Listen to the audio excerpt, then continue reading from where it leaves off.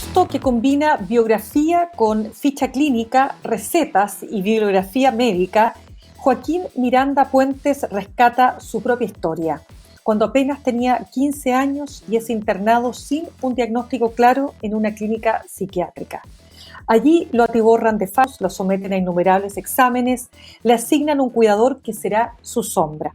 Un proceso relatado desde adentro que da luces de cuánto hay de desconocimiento en los tratamientos de las llamadas enfermedades mentales. Queremos conversar precisamente hasta ahora con su autor del libro Psicosis Lúcida, para entrar precisamente en esas materias que a veces se viven muy puertas adentro, pero que afectan a una gran cantidad de personas en nuestro país. Joaquín Miranda, ¿cómo estás? Un gusto de tenerte con nosotros esta tarde. Hola Mirna, un gusto, hola, gracias por la invitación. ¿Sabes, Joaquín? Se me olvidó decir algo muy importante. Tú eres licenciado en Letras con mención en Lingüística y Literatura Hispánica de la Pontificia Universidad Católica de Chile. Tienes un magíster en Lingüística también de la Católica y además un magíster en Escritura Narrativa de no ficción de la Universidad Alberto Hurtado, y ahora vas a iniciar un nuevo, pero ahora un doctorado en Lingüística, tal como me señalabas. Así que eso de todas maneras para partir conversando.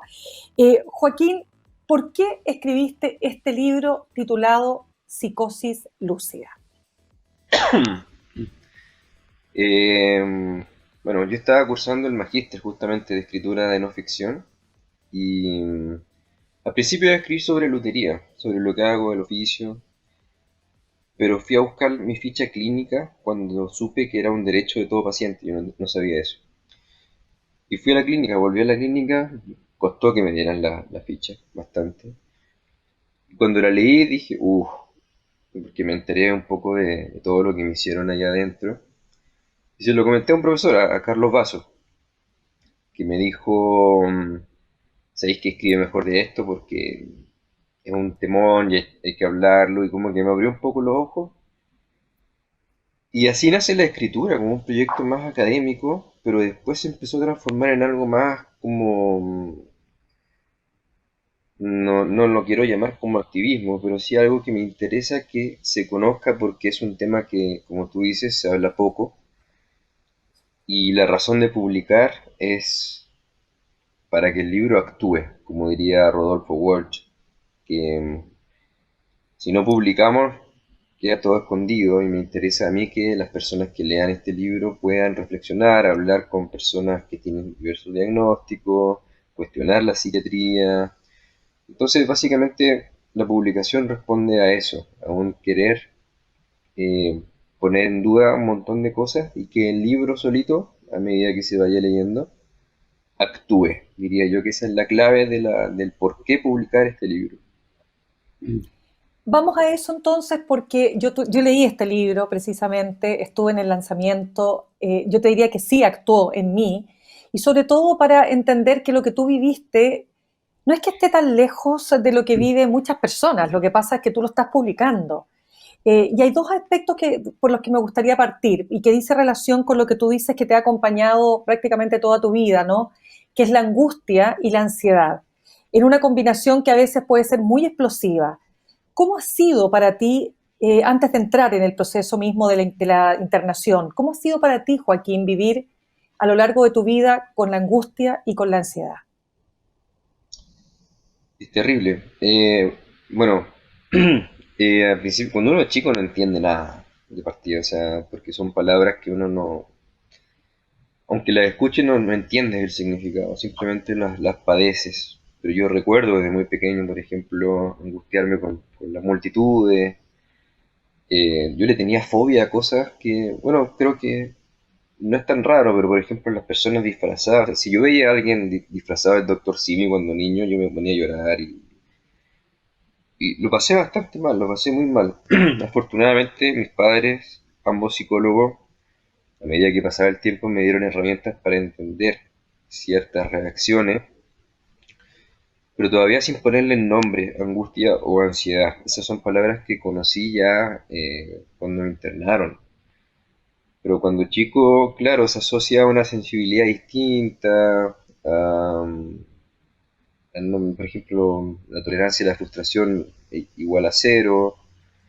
Y también cuando te das cuenta que haces cosas que son como no valoradas, por ejemplo, dedicarse al arte, dedicarse a la música. Yo de chico estudié música y me producía mucha angustia que yo ver a los músicos en la micro, por ejemplo. Yo pensando estos tipos deberían estar en grandes lugares. Pero bueno, respondiendo a tu pregunta, es difícil primero siendo niño porque no tienes el lenguaje para explicar qué es lo que te pasa, ni tampoco para entender como a nivel conceptual o a nivel cognitivo qué es esto de la angustia.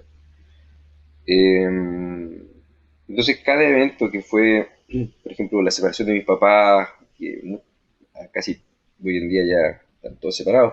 Entonces hay muchas personas que lo vivieron, pero en mi caso, todo evento como ese o un hito similar, la muerte de algún familiar, en mí era explosivo y era catastrófico, excesivo, problemático, no dormía, no. Entonces te diría que es difícil, sobre todo por la falta de lenguaje y falta de comunicación que hay cuando uno es chico. Y ya recién a los 15 empecé a incorporarlo en el vocabulario, ¿cachai? Pero ahí ya es la internación, que supongo que hablaremos ahora.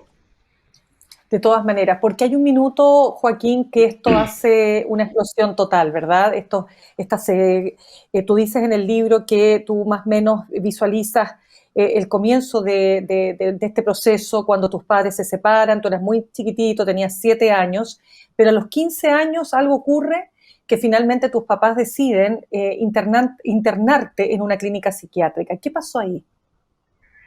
Sí, bueno, es interesante a posteriori que quiero rectificar una cosa que dijiste, Sí. que pasó que después de que se publicara el libro, mi papá me habló y me dijo que la decisión de internar fue de la psiquiatra y la de sacarme de la internación fue de mis papás. O sea, la psiquiatra quería que yo Ya. siguiera así eternamente. Entonces, mis papás no decidieron nada. La verdad es que aquí no eran psicólogos, eran padres. Imagínate, bueno, tú eres madres. Si ves a un hijo que está tan mal, que está alucinando, que no lo puedes ayudar, tú simplemente te entregas, te rindes y dices, ok. Pero se dieron cuenta inmediatamente de que fue un error. Y gracias a ello estuve los pocos días que estuve, pero la psiquiatra me quería mantener ahí. Eso ¿Por qué fue primero. un error, Joaquín? Porque a ver, ¿cuál fue el síntoma que me llevó a la psiquiatra? Una crisis de pánico. Una crisis de pánico que le puede dar a cualquier persona, eso da lo mismo.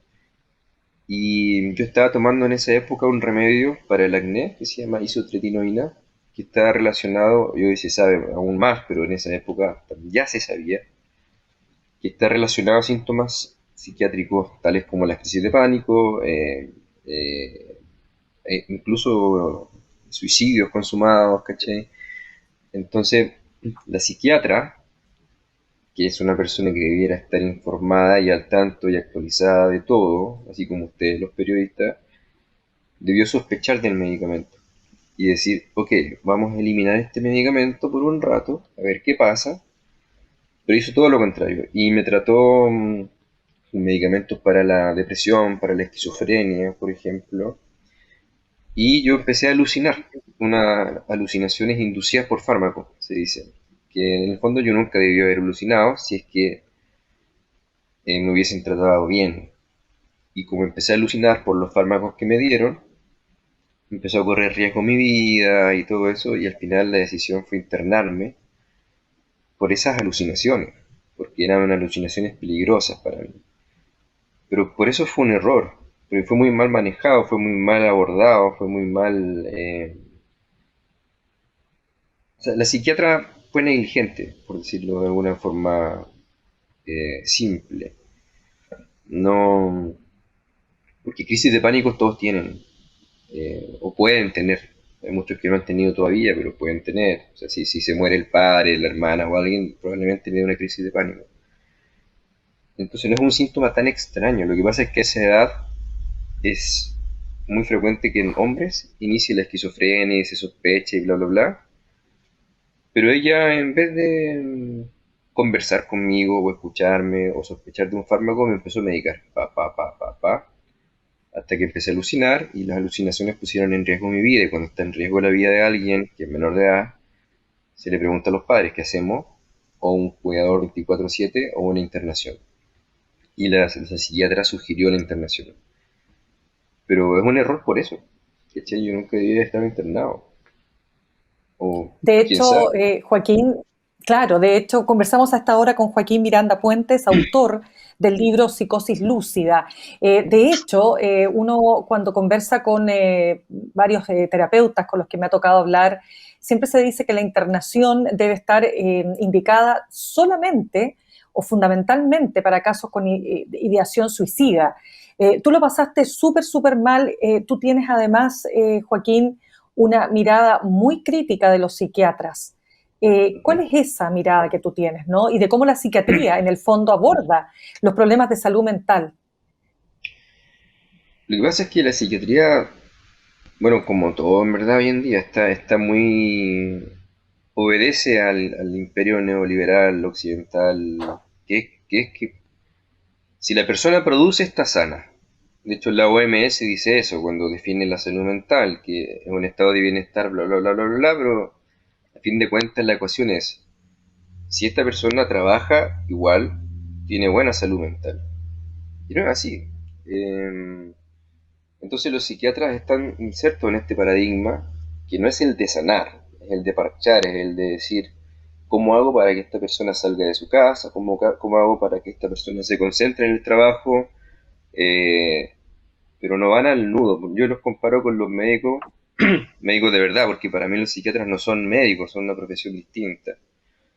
Tú te fracturas, por ejemplo, la muñeca, vas al traumatólogo, te sacan una radiografía, te ponen un yeso, te lo sacan, si tienes problemas vas al kinesiólogo y eventualmente, ¡pum!, te sanas.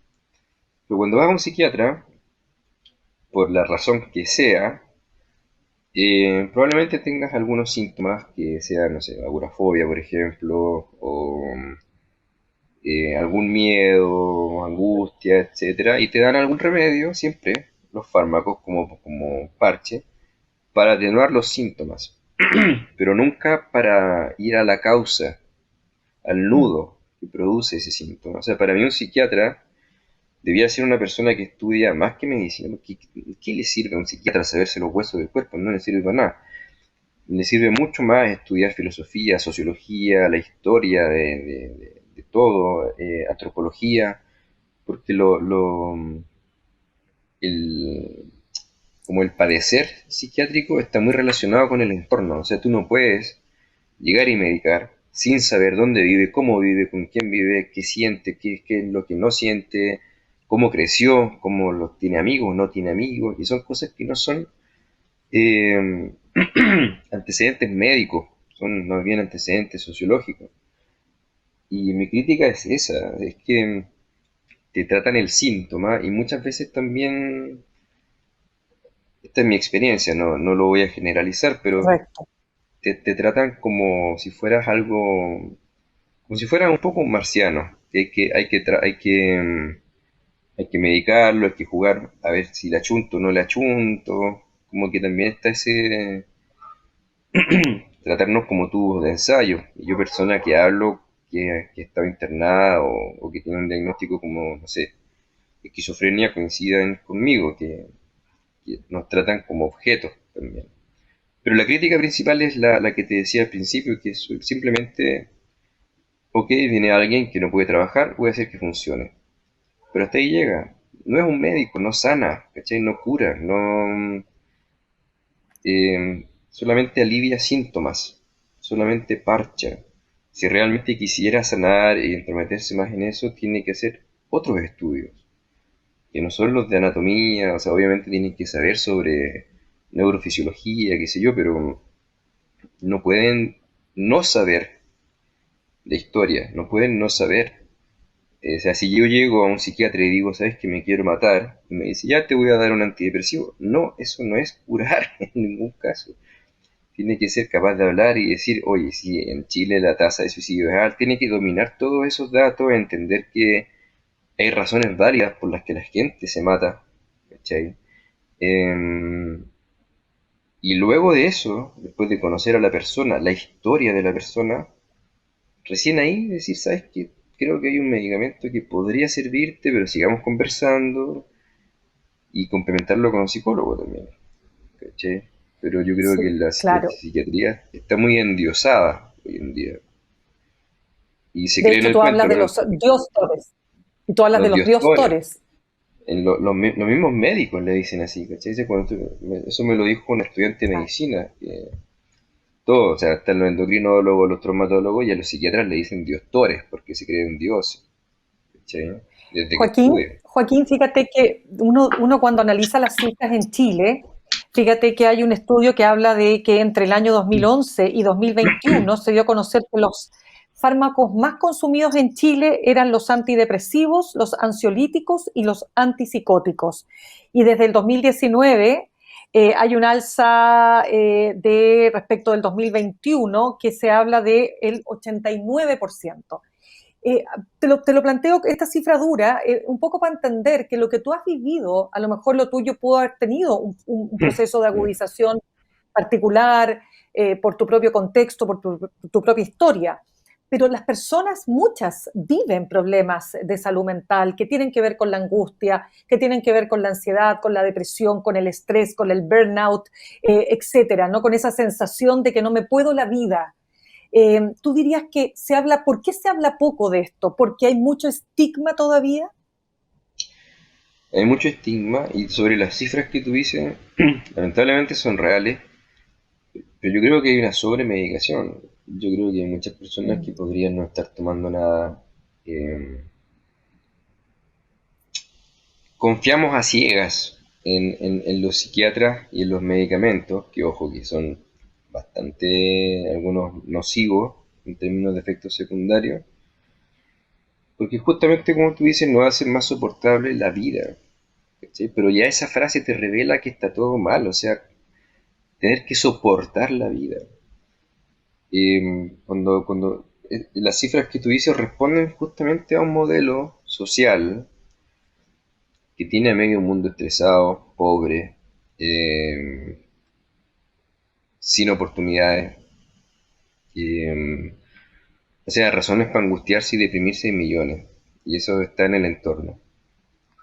Y sobre lo que dices del estigma, está el problema de que lo mental no se puede ver. Eso es súper importante porque no sé si tú tienes, no sé, ceguera o andas en silla de ruedas, la gente lo ve e inmediatamente cambia el trato. Si, en cambio, cuando no se ve, hay como un nivel de sospecha, también hay un tema relacionado con la locura, asociar todo esto con la locura, es decir, con alguien que no puede funcionar justamente. Yo sé de muchos casos que muchas personas que no dicen sus diagnósticos justamente para conseguir un trabajo, porque saben que si dicen que tienen algo, no los van a contratar. Entonces, todo diagnóstico psiquiátrico se asocia a una especie como de inutilidad, como de esta persona no va a poder rendir al 100%. Que a veces puede ser real, pero también tenemos que ser un poco más humanos. O sea, si tú contratas a una persona que es brillante en una empresa y hace su pega, ya sea desde la casa o en presencial, y de repente le da una crisis de pánico y está 3 días sin poder trabajar, debiéramos ser capaces de decir, ya, relájate, retoma cuando quieras. Pero como no pasa eso, ocurren las cifras que tú mencionas al principio. ¿Cachai? O sea, Ya, no, claro. porque la sociedad no quiere, ni pretende, ni se ha planteado adaptarse a esas necesidades. O sea, la gente con autismo, por ejemplo, tú no sabes lo que sufre cuando va a trabajar. Es una cosa terrible y son algunos extremadamente brillantes, pero para poder ir a trabajar se toman un nivel de benzodiazepina, ansiolítico, toman antidepresivos y no lo dicen porque saben que la respuesta va a ser, no, tú no pareces autista. o te van a tratar como loco, o como retrasado mental. Todavía hay gente que cree que el autismo es un retraso mental. Entonces es mejor callárselo, pero callárselo implica lo que tú dices de las cifras, que no van a parar de subir. Si al final todos tenemos algo, eh, todos somos distintos, obviamente, pero el modo de funcionar que tiene esta sociedad es muy nocivo, muy terrible, para chicos y grandes. O sea, imagínate, los niños que están preparando la PAE, creo que hoy día se daba la PAE, o ayer, no sé, Ujú. también tienen un nivel de ansiedad y de angustia terrible, instaurado por cómo se plantea la educación. O sea, tenemos razones para tomar remedio. Esas cifras responden más a una presión social, a un modelo establecido, que la historia de las personas mismas, diría yo. Y en segundo Joaquín, lugar, dale. Sí. no, cuéntame el segundo lugar y ahí te hago la última pregunta. No, en segundo lugar, el estigma tiene que ver con el miedo al que dirán, porque sabemos que la sociedad no está educada. También hay gente que no es culpa de la gente, ¿cachai? O sea, se usa mucho la palabra esquizofrénico como algo negativo. Tú dices, no, uy, ayer tuve un día así esquizofrénico. Ya, pero las personas con esquizofrenia son súper tranquilas, ¿cachai? Se dice mucho que son agresivas, pero cualquier persona puede ser agresiva. No es por la esquizofrenia eso. Entonces el estigma es por el miedo al que dirán, al ser marginado de la sociedad, ¿cachai?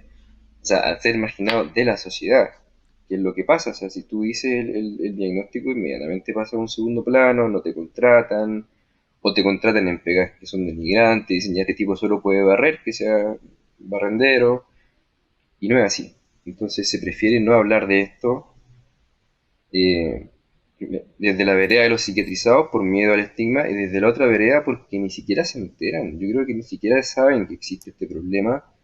Eso es un problema, valga la redundancia, que debiera abordarse desde distintas esferas, ¿cachai? Políticas, no políticas, comunales. Eh, entonces, por un lado la indiferencia e ignorancia, por otro el miedo, que es justamente ser juzgado por gente que no sabe, por producto de esta ignorancia e indiferencia.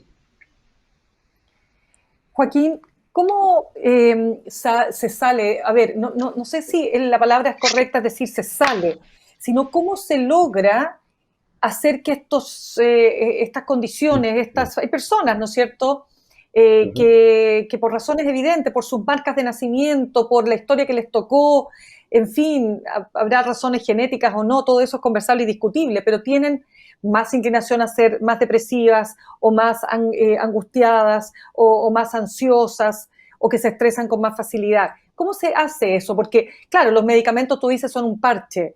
¿Cómo se cuida una persona? ¿Cómo logramos que poder sobrevivir y no morir en el intento?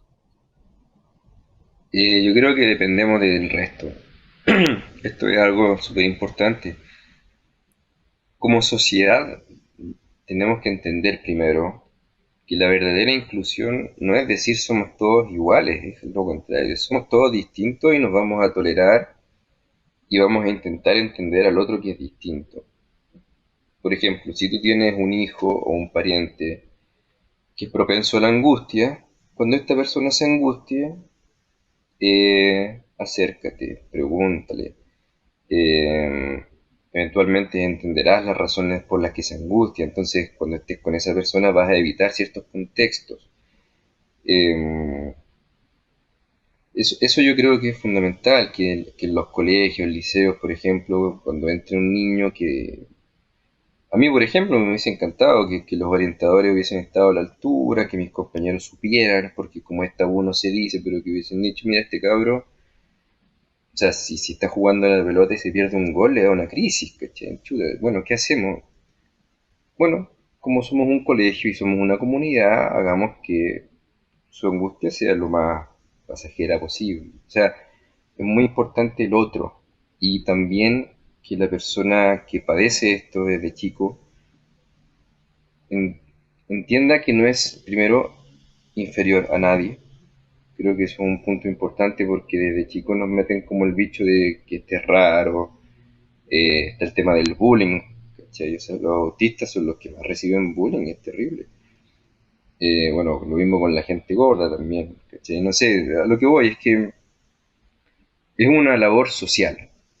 Yo te diría eso, que tenemos todos el deber de conocer más estas realidades, que es un poco el propósito del libro, y a partir de eso hacerle la vida más ligera a ciertas personas. No se trata de ser condescendiente, no se trata de decirle, ah, ya, este tiene este problemita, vamos a tratarlo así. No, simplemente decir, ya, ok, esta persona se angustia un montón si es que se hace tal cosa, o le molestan mucho los ruidos, los ruidos fuertes. Bueno, cuando esté con esta persona no pongo ruido fuerte, o no sé, no genero situaciones de angustia, y tampoco asustarse, porque mucha gente ve crisis de pánico y sale corriendo, o ve gente hablando sobre en la micro y se asusta. Yo insisto en eso, somos todos distintos,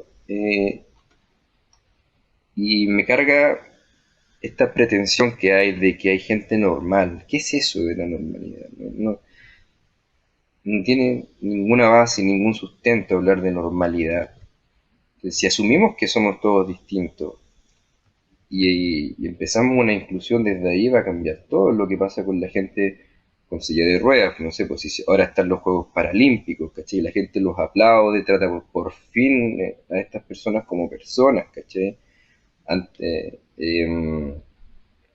no sé, hay gente profesional que son ciegos, que les falta un brazo, que sé yo, volvemos al tema de lo visible, pero ya ellos ya están un poquito incluidos, ya se les trata como debieran tratarse, que son personas igual que el otro, solo que la persona en silla de ruedas no puede caminar, no la hace inferior, nada de eso. Bueno, algo similar es con la gente que tiene propensión a la angustia o a la depresión.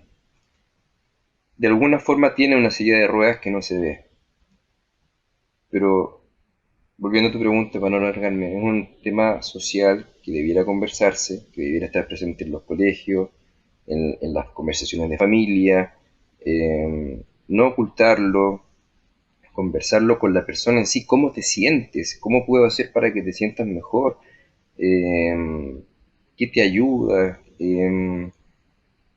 pero siempre con un trato humano, ¿cachai? No condescendiente ni como si fuera inferior, pero es una cosa que nos compete a todos, a todos, a todos. Ya, pues, Joaquín Miranda Puentes, autor de este libro Psicosis Lúcida, muy cerca ya de comenzar una nueva etapa en tu vida, aparte de escritor, tú eres luthier, déjame decirlo, es decir, tú haces instrumentos, te dedicas fundamentalmente a hacer guitarras, y por otro lado vas a empezar además una nueva etapa con un magíster, o sea, con un doctorado en lingüística en la Universidad Católica. Quiero darte las gracias por haber compartido tu historia, que muy probablemente le va a hacer sentido a muchas de las personas que nos ven y nos escuchan. Gracias a ti, Mirna, por la invitación. Un abrazo, que estés muy Un bien. abrazo enorme. Igual. Gracias.